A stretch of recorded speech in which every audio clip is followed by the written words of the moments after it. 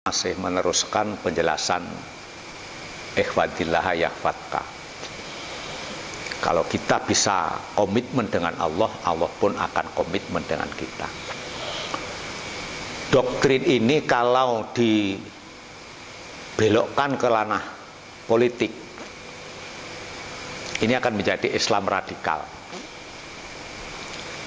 Jadi hadis ini ketika dijadikan dasar harokah, dasar gerakan, ya, umpamanya dakwah Islam dengan model hadis ini, maka orang yang memahami hadis ini akan menjadi orang yang radikal. Artinya keras.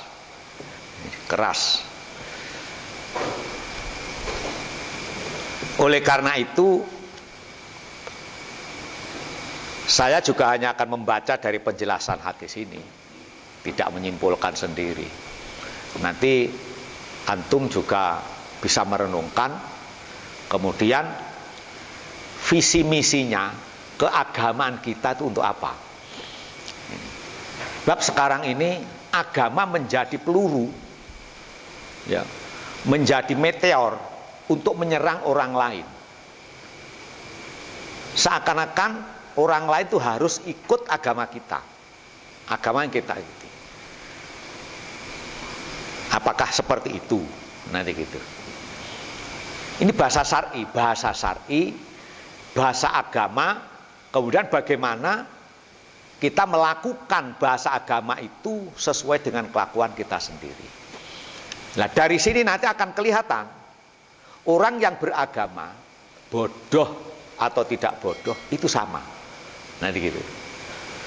Jadi orang alim itu orang pinter, cendekiawan. Orang tidak cendekiawan. Itu kan dalam ilmu-ilmu tertentu.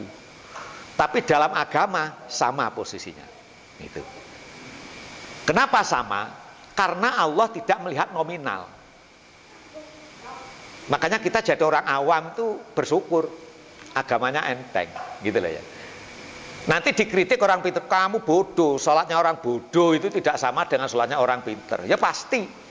Tapi di hadapan Allah Subhanahu wa taala sama. Itu yang kita pegang. Sehingga kita tidak tidak rawan saling mencela satu dengan yang lain. Salah satu dari penjelasan hadis ihfadillaha yahfadka, ihfadillaha tajidu tujahaka. Poin yang berikutnya adalah al-imanu bil qada'i wal qadar sakinatun wa itmi'nanun. Mempercayai qada' dan qadar Allah. Ya. Itu misinya untuk menenangkan diri kita, ya, dan mendamaikan jiwa kita. Bukan untuk menyerang cara berpikir orang lain. Contoh begini, corona, sekarang kan pandemi corona itu sulit dideteksi. Sampai muncul informasi satu dengan yang lain bertabrakan. Kemudian ada orang yang merasa beragama. Ngapain kita takut corona? Toh mati hidup urusan Allah Subhanahu. Nah ini jadinya seperti itu. Kodok kodarnya, apakah benar itu? Nah nanti kita bahas di sini. Ya. Apakah benar kemudian kita ngapain bekerja? Rezeki urusan Allah. Nah, banyak gitu. Saya kemarin mengatakan kaya miskin takdir Allah. Ngapain bekerja kalau ditakdirkan kaya kan kaya sendiri, miskin sendiri. Jadi maksud saya kalimat syar'i yang menjaga Allah, Allah akan menjaga. Itu teknis operasional dalam kehidupan sehari-hari. Itu yang perlu kita pahami. Dan di antara kita pasti nanti prakteknya tidak sama. Banyak orang yang ya takdir tapi harus bekerja sampai tidak tahu waktu, tapi tetap tidak kaya-kaya. Ada gitu. Ada yang pekerjaannya cuma ya santai-santai aja, tapi kaya raya gitu ya. Itu rahasia apa? Itulah rahasia ketauhidan. Kan banyak atau terutama anak pondokan itu, kalau orang pondok itu sudah pakai sarung, pakai kopiah, glodor-glodor sana sini. Ngapain kamu tidak kerja? Rezeki di tangan Allah. Nah, gitu. Mikirnya kawin 4 terus gitu. Itu. Jadi memang asik agama itu ketika kita renung seperti itu menjadi nikmat. Tapi kalau kita jadikan basic politik, ini yang berbahaya.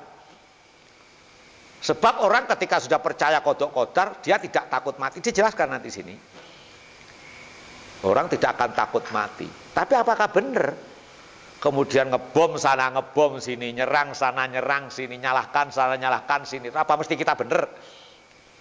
Dari cara pemahaman itu. Gitu loh. Makanya sini dari kesimpulan hadis ihfadillah yahfadka, sebenarnya ada penjelasan beriman kepada qada dan qadar, ketentuan Allah dan takdir Allah, kepastian. Nah, kepastian itu rahasia. Kita tuh besok jadi orang pinter, kita besok tuh matinya husnul khotimah atau sul khotimah, itu rahasia Allah. Orang mengatakan, wah ini jelas tanda-tanda, itu kan cuma tanda-tanda. Apa benar itu husnul khotimah? Nah, sekarang yang terjadi kan itu. Wah, orang kalau di pesantren itu mesti besok matinya masuk surga. Gitu. Orang kalau ikut partai Islam itu besok matinya masuk surga. Gitu. Apa hubungannya? Nah, itulah ya. Jadi kita meloncat terlalu jauh.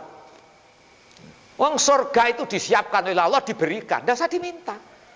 Tidak usah diminta. Kita mintanya itu hidup di dunia hasanah, ajaran Allah. Lah hasanah itu apa? Duit nggak pernah berhenti, namanya gitu. Istri tidak pernah marah. Nah, utang kate. Nah, ini. Kan itu mintanya begitu. Fit dunia hasanah itu sama semuanya. Ya, istri tidak pernah marah-marah, anak tidak ada yang nakal, duit dompet juga tidak pernah kempes. Pokoknya. Kalau ada tidak punya dompet, ATM penuh terus semuanya itu. Sudah itu lain sikapnya orang sudah wis itu. Lain. Nah itu.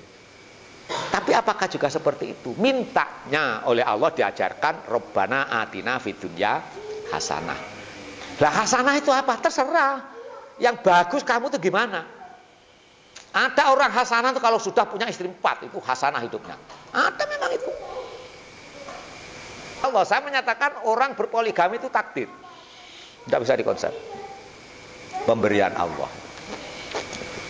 Ya, itu pemahaman kan, kayak gitu itu kan pemahaman. Jadi kalau takdir tidak diusahakan ya tidak jadi. Makanya kemarin saya sampaikan, kalau kita hidup mendasarkan konsep keilmuan, yang terjadi adalah membias kemana-mana. Tetapi kalau kita dasarnya keimanan, yang terjadi adalah ya ayyatuhan nafsul mutmainnah, wahai orang-orang yang tenang. Kita teruskan. Al iman bil qada wal qadar sakinatun wat mi'nanun. Iman kepada qada dan qadar tujuannya adalah menenangkan jiwa kita sendiri. Jadi isu corona tadi kita tenang, mati hidup urusan Allah. Yang penting aku tetap berusaha dan sebagainya gitu. Bukan menghakimi orang lain, bukan. Jadi bukan udeng sana, bukan. Inilah maksudnya. Jadi bekerja sudah tetap tidak kaya, ya memang takdir. Nanti begitu pikirnya. Jadi bukan ngomel terus cemburu pada orang lain, itu Allah tidak adil. Kerjanya sedikit, hasilnya lebih besar. Aku yang mati-mati tidak berhasil. Nah, ini kan kacau karena nuding orang lain. Kalau tidak peduli, tidak usah peduli dengan orang lain. Kalau sudah iman yang berbicara, itu mau ada orang nakal, anak kita sendiri nakal, tidak peduli. Nakal tidak urusan Allah ini. Aku sudah menyekolahkan, aku sudah membiayai, aku sudah mendidik, tidak jadi urusan Allah. Gitu. Jadi tenang. Ya ini saya praktekkan kehidupan macam begini. Sebab kalau tidak saya berbicara ilmu, wah saya sudah stres duluan. Saya tidak pakai ilmu, pakai keimanan. Tapi ilmunya untuk melangkah. Itu. Ba'da siqoh bihifdillahi ta'ala wa ta'yidihi wa itimat alaihi wahdahu fi kulli syu'un la yubali al abdul mu'min bima yudabbiruhul khalqu aw yahmalu abdu. Setelah kita percaya bahwa Allah menjaga kita dan menguatkan kita, berpedoman dengan itu dalam segala keadaan, maka sebaiknya orang mukmin tidak usah peduli kepada bahaya ataupun manfaat kehidupan. Aku bekerja ini atas dasar perintah Allah, untung rugi urusan.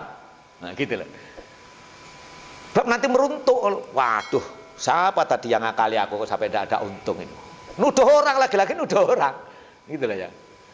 Dihitung, dikalkulasi, akuntansinya jalan, kok kurang terus ini. Apa karyawan saya yang curang? Apakah ada orang yang tadi nulis nggak tercatat? Gitu. Jadi bikin dosa akhirnya.